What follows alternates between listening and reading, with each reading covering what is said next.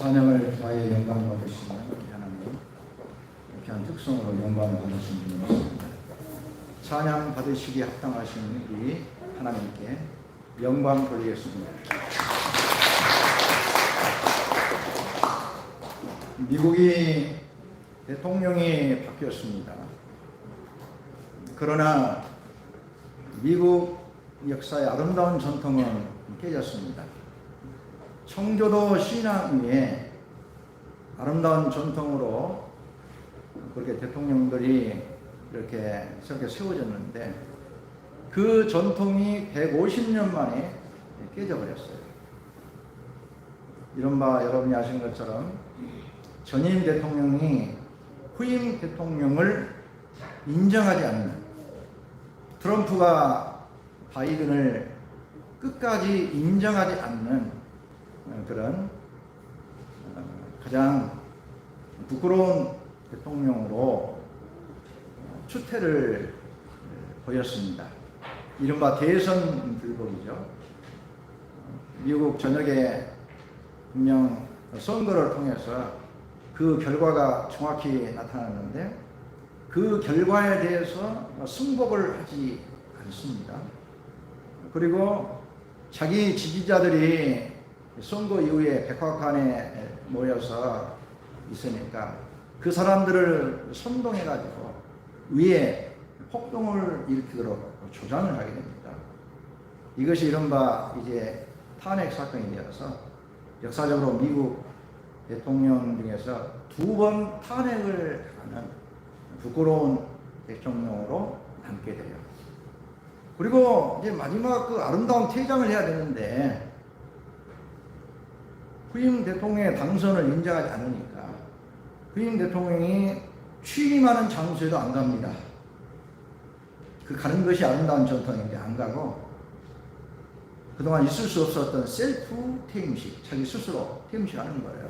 그래가지고 결국 자기 고향으로 돌아갔는데 이런 그 미국 전임 트럼프 대통령의 그 모든 행보와 그런 모든 것들을 심리 전문가들은 트럼프의 망상이라고 진단을 합니다. 이른바 과대 망상이죠.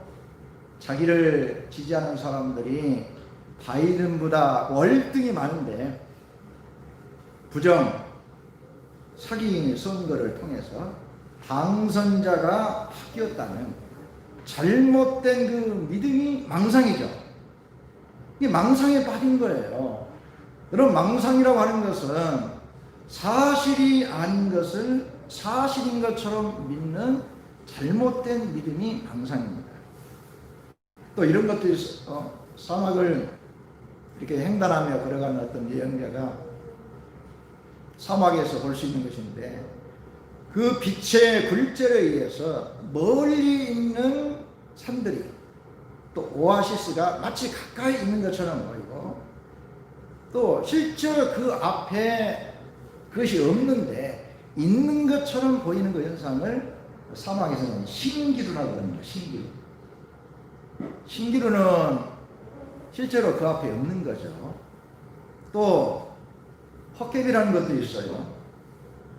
몸이 허약해서 영육이 약하게 되면 눈앞에 실제 없고 보이지도 않는데 있는 것처럼 보이고 없는 것이 있는 것처럼 보이게 되는 착시현상, 이것이 헛개비를 본다고 그러잖아요.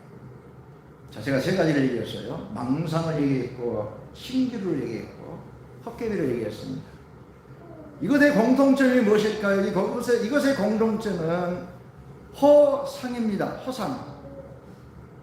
실상이 아니에요. 우리가 히브리서 11장 1절에 믿음은 바라는 것들의 실상이요 그랬어요. 실상. 실상은 실제로 존재하고 사실이 사실인데 허상은 사실이 아니고 실제가 아니라는 거예요. 사실이 아닌 것을 사실인 것처럼 실제로 없는데 있는 것처럼 여기는 것이 허상인데요. 우리 신앙생활에 있어서도 이 허상의 믿음이 있습니다. 이 허상의 믿음이 바로 우상숭배입니다. 성도 여러분, 오늘 요한복음 4장의 말씀 보면 예수님께서 사마리아 수가성을 방문하시는데요. 그 사마리아 여인을 만나는 그 과정과 현상을 통해서 우리에게 우상에 관한 말씀을 깨닫게 하십니다. 여러분, 우상은 우리가 분별해야 돼요. 멀리해야 돼요. 경계해야 돼요. 왜냐하면 우리가 우상에 빠지고 우상에 결박되면 그 인생이 허송 인생이 됩니다. 만약 우리가 우상을 멀리하지 않고 우상을 우리가 섬기게 되면 그 우상이 그 사람을 결박해서 그 인생을 망치고 허송세월하게 만드는 거예요. 우상을 숭배한 만큼 그 인생이 헛되됩니다. 또 여러분, 우상을 우리가 경계하고 분별해야 되는 것은 하나님이 가장 가증히 여기시는 그 죄악의 첫 번째가 우상 숭배입니다. 가증히 이긴다 이 말은요, 하나님이 몹시 싫어요. 하나님이 정말로 우리에게서 미워하시는 것을 말하는데요, 그게 우상 숭배라는 거죠.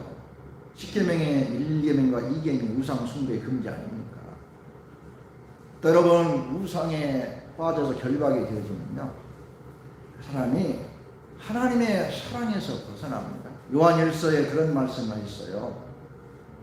사도 요한을 통해서 어떤 말씀을 하냐면, 이 세상에 모르는 것은 안목의 정욕과 육신의 정욕과 이생의 사랑입니다. 이런 것들은 아버지로부터 온 것이 아니요 세상을 쫓아온 것이다.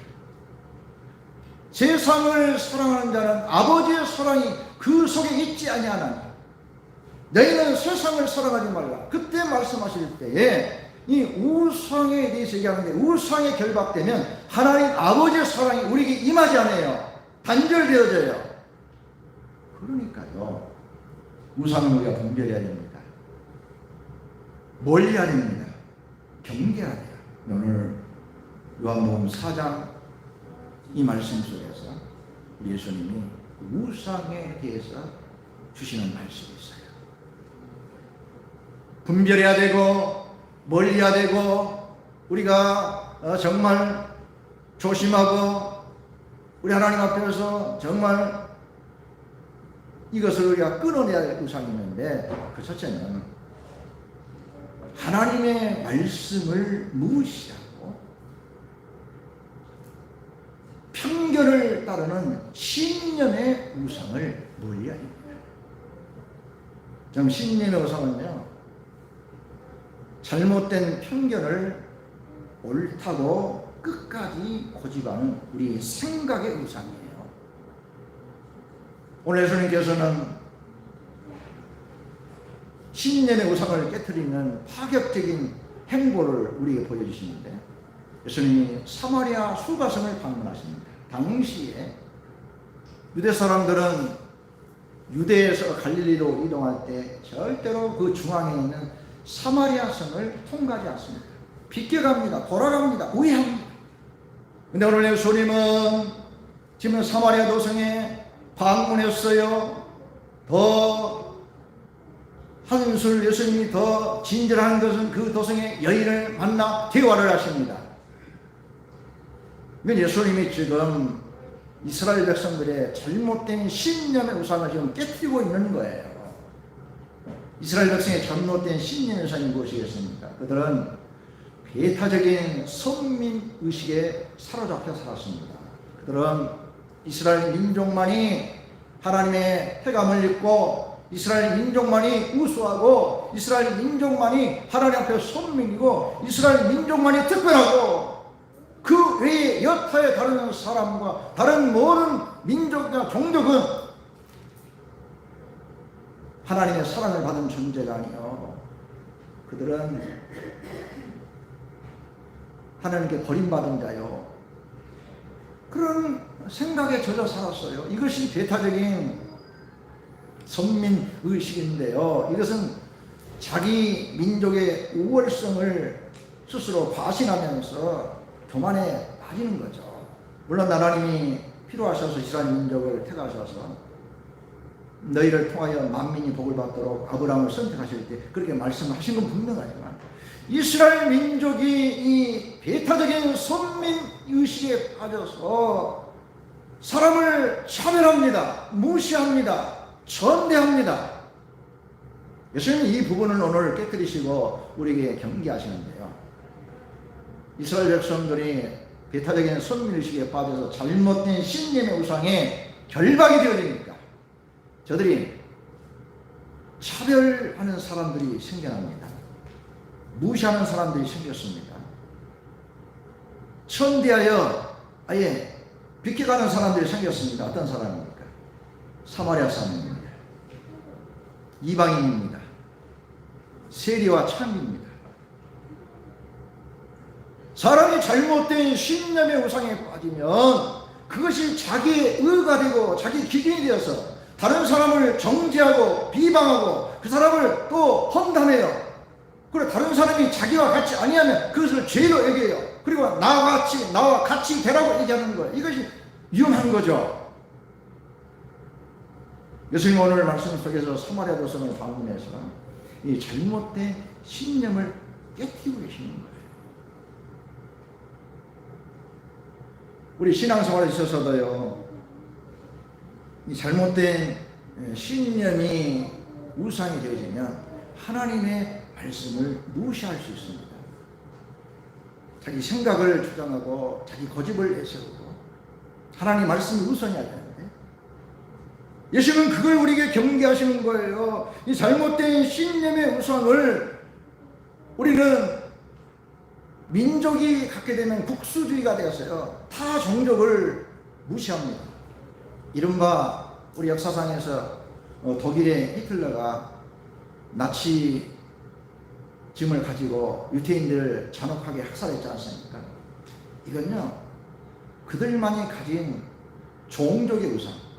영국의 철학자 베이컨이 인간의 4대 우상을 얘기하면서 그들의 편견을 설명할 때 종족의 우상은 자기 민족만이 우수하고 자기 민족만이 특출하고 자기 민족만이 하나님 앞에 축복받는 대상이고 자기 민족만이 특별한 생각 속에 다른 종족, 다른 민족, 다른 사람을 차별하고 무시하고 죽이고 배척하는 거예요. 이게 독일 사람들이 있었지 않습니까? 나치 독일. 이게 국수주의가 되잖아요. 자기 민족만이 우수하고. 오늘 이스라엘 백성들이 그런 잘못된 신념에 빠져가지고 사마리아 사람을 무시했어요. 접촉을 금지했어요. 그 9절 말씀에 사마리아 여인 예수님께 물어요. 당신이 유대인으로서 어찌 사마리아 여인 나에게 물을 달라 하나이까. 9절 말씀에 이는 유대인은 사마리아 사람과 상종하지 아니한다. 예수님이 그 잘못된 신념을 깨트리는 겁니다. 깨트리는 거예요.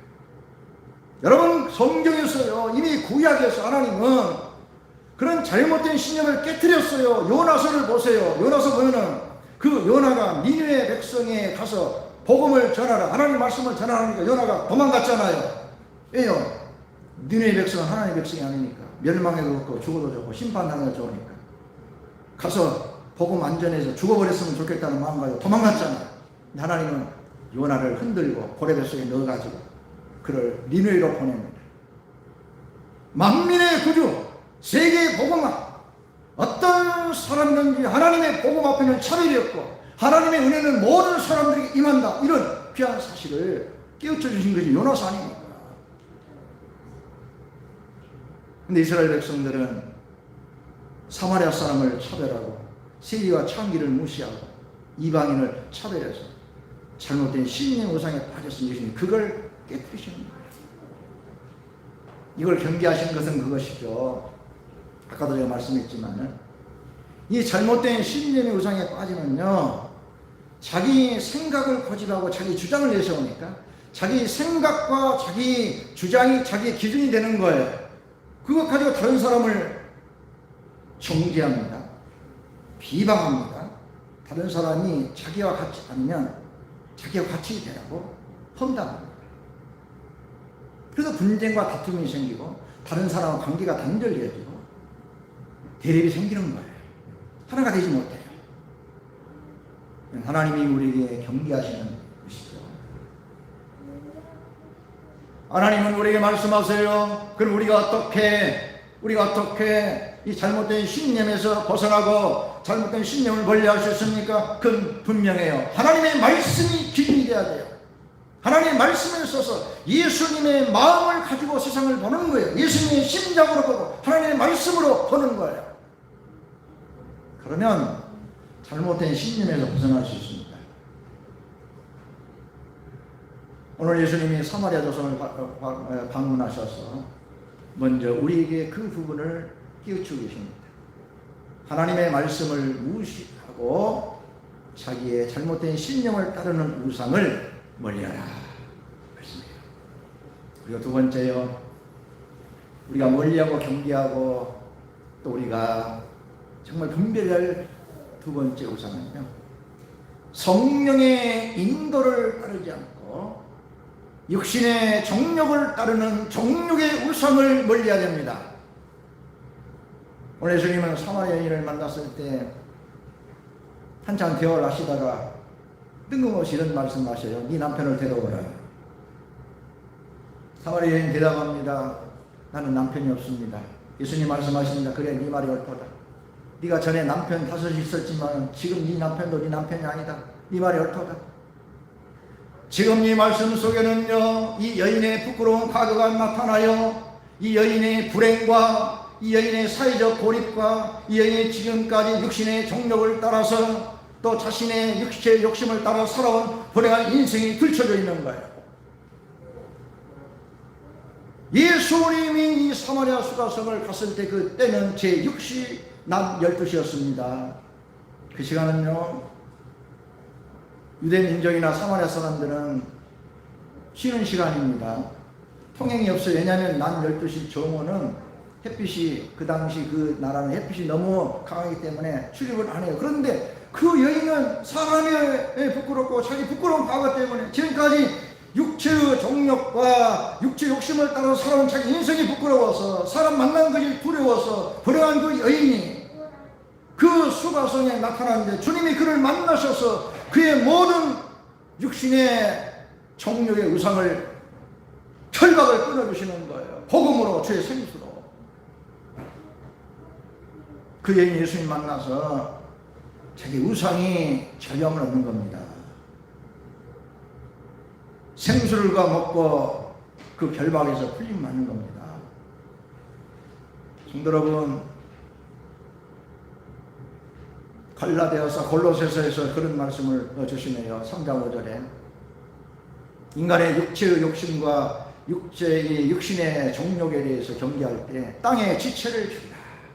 그러므로 땅의 지체를 죽이라. 땅의 지체를 죽이라. 이 땅의 지체를 죽이라. 이는 곧 음란과 사욕과 부정과 악한 정욕과 탐심이니 탐심은 우상 숭배니라. 탐심은 우상 숭배. 하나님 우리의 육체의 욕심을 따라 살고요, 이 육체의 정욕을 따라 사는 정욕의 우상에 빠진 사람을 우상으로 얘기하는 거예요. 여러분, 왜 우리가 육체의 정욕과 정욕의 우상을 경계해야 되냐면요, 여기에 결박이 되지만 우리가 기도해도 응답이 오지 않습니다. 야고보서 4장에 그런 말씀을 주셔요. 너희가 구하여도 얻지 못하면 정욕을 쓰고 잘못 구합니다. 우리 기도 생활에 육체를 따라 살고 육체의 욕심을 따라 사는 정욕의 우상이 우리가 빠지게 되면 기도에 응답이 없어요. 아무리 기도해도. 또 우리가 육체의 정욕의 우상을 따라 살게 되면요, 우리 영혼이 병듭니다.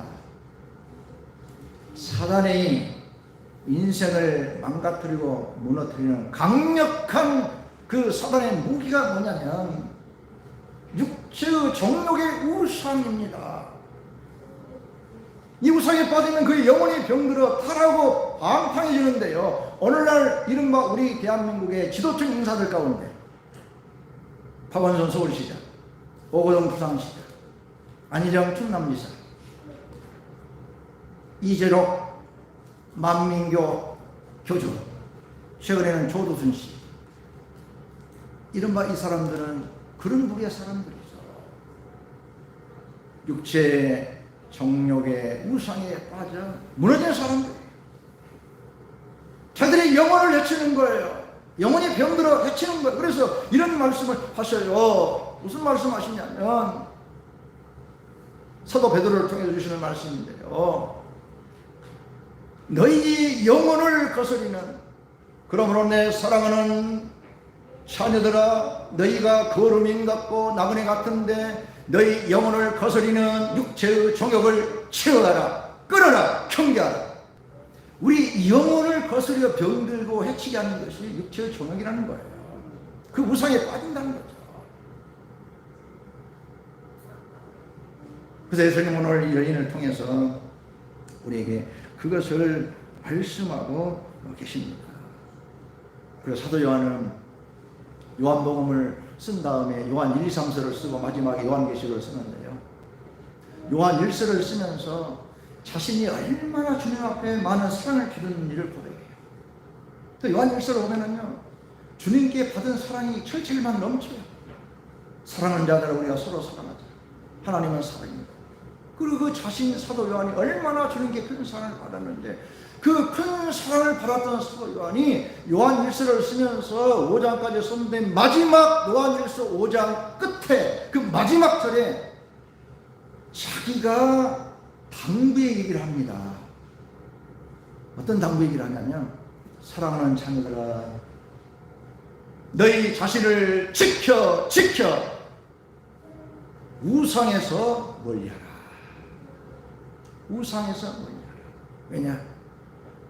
우상에 빠지게 되면 자기 육체 욕심을 따라 사는 이 정욕의 우상에 빠지게 되면 하나님의 사랑이 끊어지고 하나님과 단절되게 됩니다. 그러니까 사도 요한이 그런 말씀을 주시는 거예요. 그럼 성도 여러분, 우리가 육체의 욕심을 따라 살고 정욕의 우상에 결박되어 있는 것을 우리가 벗어나는 방법이 무엇이 있습니까? 갈라디아서 5장에서 그 말씀을 주십니다. 갈라디아서 5장은 성령의 열매에 대해서 말씀하고 있죠. 성령의 9가지 열매를 말씀하시는데요. 성령의 9가지 열매를 주시기 전에 이런 말씀하셔요. 그러므로 성령을 따라 행하라. 성령을 따라 행하라. 그리하면 육체의 욕심을 이루지 못하리라. 성령을 따라 행하라. 성령의 인도를 무시하고 육체의 욕심을 따라 정욕 요상에 빠지게 되면 결국 하나님 은혜는 단절되어지고 그 인생을 타락하고 방탕해서 그 인생은 육신도 병들고 영혼도 병듭니다. 그러지 말라는 거예요. 예수님 오늘 말씀 속에서 사마리아 여인을 통해서 그 말씀합니다. 네 말이 옳도다. 네 말이 옳도다. 네가 전에 5 남편이 있었지만 지금 네 남편도 진짜 남편이다. 네 인생이 얼마나 전까지 그렇게 살아왔는가. 이 결박에서 풀려라. 내가 너에게 생수를 주겠다. 생수, 영원한 생수, 성령의 생수를 마셔라. 성도 여러분, 성령의 인도를 무시하고 육체의 욕심만 따르는 정욕의 우상을 우리가 분별해야 됩니다. 멀리해야 됩니다. 그리고 마지막 부분은 또 이런 말씀을 주시네요. 특별히 코로나19를 살고 있는 우리 시대에 주님 주시는 적절한 말씀인데요. 주님이 이 여인과 대화를 하시다가 뜬금없이 그 여인이 이런 얘기를 해요. 우리 조상들은 이 산에서 예배를 하는데 당신들은 예루살렘에서 예배한다 하더이다. 그런 말씀을 했어요. 예수님이 하시는 말씀이 이 산에서도 하지 말고 예루살렘에서 하지 말고 아버지께 참으로 예배할 때가 오나니 곧 이때라. 하나님은 예배한 자를 찾으시는데 너희가 영과 진리로 예배하고 참으로 예배해야 된다. 그런 말씀을 하신다는 말이에요. 이 말씀 속에 주시는 세 번째 주시는 말씀이 있어요. 우리가 분별하고 경계하고 멀리할 것인데요. 이거예요. 이거. 영과 진리로 예배하는 것이 가장 소중한데 이 영과 진리로 예배하는 것은 무시하고 성전을 숭배하는 성전 숭배 우상을 멀리하라 말씀이에요. 우리가 코로나19 때문에 대면 예배와 비대면 예배로 구분해서 일반적인 용어가 됐습니다. 옛날에 그런 용어가 없었어요. 정부가 지어낸 용어입니다. 대면 예배는 성전에 드리는 예배고 비대면 예배는 가정에 드리는 예배다. 영상을 통해서 1년 동안 너무 우리가 익숙해지고 많은 사람들이 믿음이 약한 자들은 마치 가정에서 예배를 드려도 그것이 다 되는 것처럼 많이 거기에 좀 속아 넘어가고 있어요. 근데 분명한 건 그거예요. 하나님이 경계하시고 우리에게 말씀하신 것은 성전을 숭배하는 성전 숭배 우상을 경계하는데요. 이스라엘 백성들이 성전을 세웠을 때 2개의 성전을 세웠습니다. 하나는 그리심산의 성전, 하나는 예루살렘 성전이었어요. 그리심산은 사마리아 사람들이 그 산에 가서 예배했고 예루살렘 성은 유대 백성과 갈릴리 사람들이 예배했어요. 같은 유대 히브리 이스라엘 사람들인데 2개로 나눠져서 예배를 했어요. 그때 유대에서 했던 예루살렘에서 예배드렸던 사람들은 그 성전을 드리는 예배에 대해서는 그렇게 관심 안 가지고 이 성전을 숭배했어요. 예루살렘 성전을 숭배하는 거예요. 이 성전만 있으면 하나님 우리에게 복을 주시고 이 성전만 있으면 우리를 보호하시고 이 성전만 있으면 우리는 그것을 통해 우리가 하나님의 복을 받는다. 성전 그 자체 건물을 숭배했다는 말이에요. 건물을 웃겼습니다. 여기 우리 분양교회라는 성전 분양교회 예배당이 있습니다. 이 건물은 성전이 될 수 있는 것은 여기서 예배가 이루어질 때 성전이 됩니다. 예배가 없는 이 공간은 그냥 예배당입니다. 건물이에요. 이 건물이 거룩한 것이 아니에요. 이 예배당에 능력 있는 것이 아니에요. 여기서 예배가 드려지고 주일 예배가 드려지고 공동체 예배가 드려지고 하나님 예배가 드려질 때 이게 성전이 되어지고 거기에 능력이 있고 거기에 은혜가 있고 거기에 거룩함이 있는 것이지, 이 건물 자체는 그냥 건물인 거예요. 우리 공적인 장소로, 우리 약속의 장소로 분향교회 성전으로 이게 우리가 정해서 이렇게 모이는 것이지, 이 건물 자체에 능력이 있고 거룩함이 있는 건 아니죠. 그럼 말씀드릴게요. 우리가 왜 성전 예배를 고집하고 주일 예배를 고집하겠습니까? 이것입니다. 주일 예배의 본질은요, 하나님께 부름받은 자들이 함께 모여서 예배 드리는 것이 본질입니다. 그러니까 가족 중심으로 가정에서 드리는 것은 불가피하게 드리는 불가피한 주일 예배지, 주일 예배의 본질은 부름받은 자들이 몇 가정이라도 함께 모여서 정해진 장소에서 공동체의 예배를 드릴 때 그게 주일 예배가 되어지고 하나님이 영광 받으시는 주일 성수 예배가 되는 거예요. 한 가지 예를 드릴게요. 부산에 세그로 교회가 있습니다. 고신집 교회인데요. 교단이 대형 교회예요. 근데 그 교회는 예배를 너무 소중하기 때문에 주일 예배를 드렸는데 교회가 폐쇄를 당했습니다. 이유인즉슨 정부가 정한 규정을 어겼다는 거예요. 예를 들어서 20명 모이라 했는데 더 넘게 모인 거예요. 그러니까 폐쇄를 당했어요. 그러니까 그 교회는 교회가 폐쇄당하니까 못 모이게 하니까 밖에서 예배를 드리는 거예요. 밖에서 어느 일정한 장소를 모여서 예배를 드리는 거예요. 그럼 거기가 그 모임의 장소가 성소가 되어지고 하나님 영광 받으시는 거룩한 성소가 되는 거예요. 건물이 있으면 그게 성전이 되는 것이고. 근데 주일 예배의 본질은 그거예요.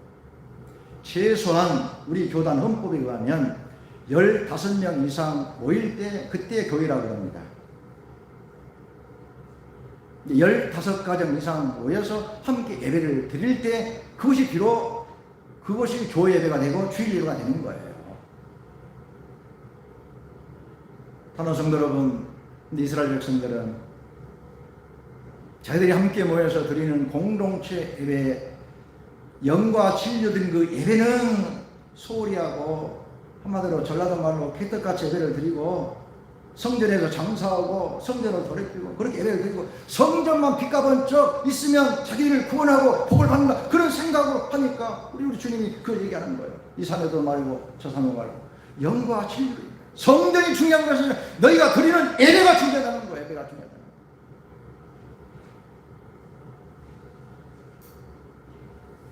사랑하는 성도 여러분, 코로나 시대에 많은 예배들이 무너져가고 있습니다. 하나님 원하시는 것은 믿는 사람들이 함께 모여서 드리는 공동체 예배입니다. 물론 시대의 조류에 따라서 온라인 교회가 생길 수 있고 또 온라인 교회도 여러분 앞으로 생길 겁니다. 그러나 중요한 것은 우리가 예배를 무시하고 성전만 세우고 성전을 숭배하는 성전 숭배 우상은 우리가 경계해야 돼요.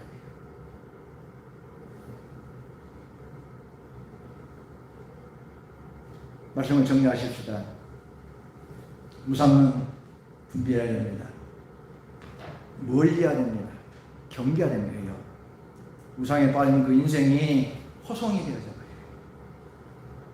우상에 빠지면 하나님이 가장 가증히 여기신 것을 향하기 때문에 하나님의 은혜가 단절이 되어져요. 하나님의 관계가 무너져요. 우상에 빠지면 그 영혼이 병들어서 몸도 망가져요. 타락하고 병들어갑니다. 성도 여러분, 우리는 올바른 믿음의 삶을 줄로 믿습니다. 어떤 믿음입니까? 우상을 멀리하고 하나님의 말씀에 돌아서는 믿음을 가지고, 그리고 성령을 따라 살아가는 그런 귀한 믿음을 가져야 돼. 그리고 예배를 정말 소중하게. 우리 공적인 예배이기 때문에 우리 약속의 장소로 분양교 예배당이라는 이 장소에서 모입니다만, 만약 예배당이 폐쇄되면 우리가 다른 곳에 모여서 예배할 수 있는 거예요.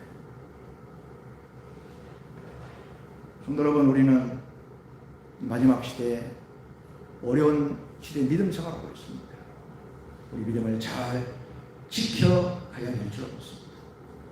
사도 요한이 정말 예수 그리스도의 심장으로 주님께 가장 큰 사랑을 받은 자로서 정말 우리들이 하나님의 사랑에서 끊어지지 않도록 강력하게 가슴을 치면서 하시는 말씀이 요한일서 마지막 5장의 말씀이에요. 자녀들아, 사랑하는 자녀들아, 너희 자신을 지켜